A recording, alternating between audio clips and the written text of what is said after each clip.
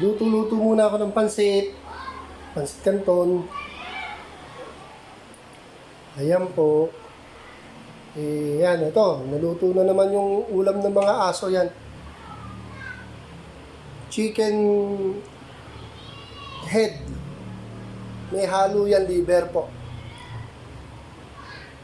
Yan, chicken head. Ito naman ay para sa akin. Ayan, niluluto ko na yung... Luto na yung inyong mga pagkain. Welcome, sir. Damuho kayo. Hintayin nyo na lang, luto na ha. Hintayin nyo na lang. Ito, tutulog pa ako. Sarap buhay nito, tapos kakain na lang kami. Ayan. Ito rin, kamot-kamot. Kakain na lang yan. Ito si Maggie, nanonotice ko, tumatakot, saka nagsuka na kanina eh. Ano to? 20, ano na eh. 28 days na siya mula nung na-stud. Saka artificial inseminate. Kaya nagsuka na yan. Ako, buntis na yan.